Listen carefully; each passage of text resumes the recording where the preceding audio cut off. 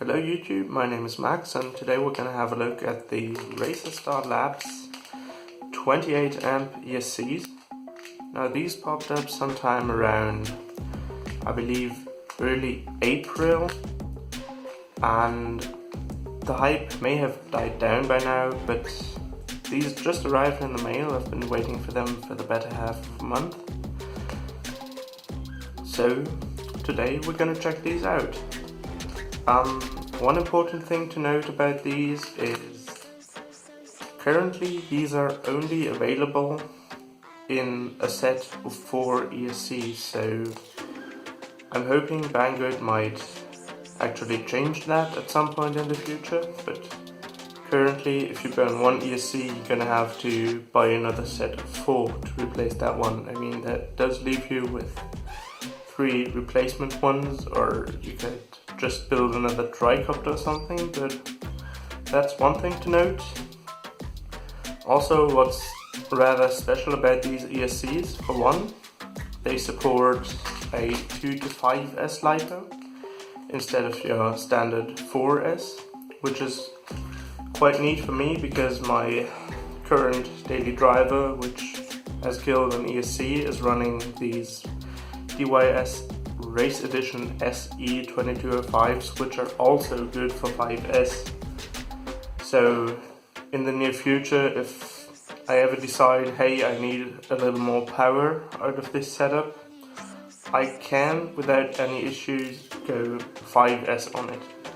Another interesting thing to note about these is they're using rather unique hardware on these ESCs. These are ESCs made in China by a Chinese manufacturer. However, the FETs on these are actually, I believe, I've got it right here, from Toshiba instead of your no-name Chinese brand. And the capacitors on here are also Murata capacitors, which are also Japanese made. So I reckon that's quite an important step for a manufacturer from China to make the extra effort to import the parts for the ESCs from Japan. Another reason I chose these specifically are the FETs. These right here are my old ESCs. They're B-Rotor BS20A, and one of these ESCs just died on me without any warning whatsoever. I think I have it right here. It still looks fine from the outside, but something in either the FETs or the capacitors doesn't allow the ESC chipset to communicate with the motor anymore, which means I can still recognize the ESC in Beal Helisuit, but it just won't work. So without further ado, let's just see what we've got in here.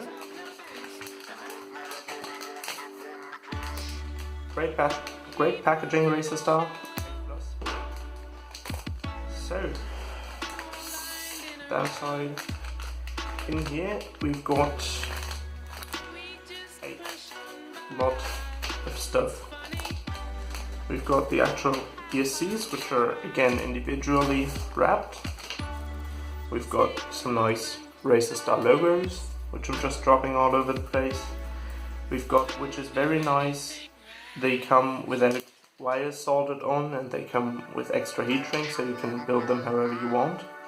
We've got these nice silicon signal wires, which also have pins on the end should you choose to, use pins like some old person.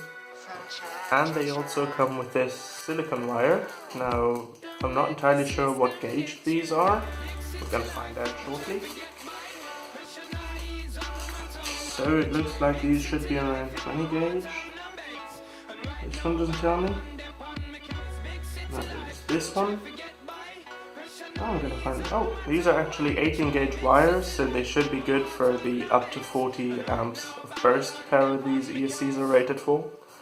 Actually, my PDB on this quad is only rated for 25, so I reckon that'll burn before the power wires do, which is quite a nice plus. Okay, so that aside. Now to have a look at the actual ESC. Another thing that came up when these ESCs first came out and they were discussed on RC groups is Bango didn't exactly choose the prettiest picture for these on their website. So let's just have a look at one of them here, and I don't know if the camera can actually focus on that, we'll find out in a bit. So these are the Racerstar Labs 28 amp ESCs. From the top they look quite nice. The caps have a little bit of a gold finish to it on the contact points. I don't know if that's due to them being Muradas or if that's just generally a thing some caps have. And the underside looks rather clean as well. Let's try and focus on this. Oh, of course it won't. Well, I'll just include a macro shot. So these ESCs look really well manufactured. The solder on it looks just fine. The components aren't exactly crooked or something. Actually really straight. Even TBS doesn't get their caps this straight. And well, yeah. Now I'm just gonna cut to a time lapse of me installing these, building these. I reckon if you're watching this video you already know how to install your ESCs on a quad. Throttle calibration. What is quite nice about these is they actually have the default BLHeli settings right in the manual itself, so if you choose to reflash your ESCs for whichever reason, or you change the settings and they just don't work as well as they used to, they are right here.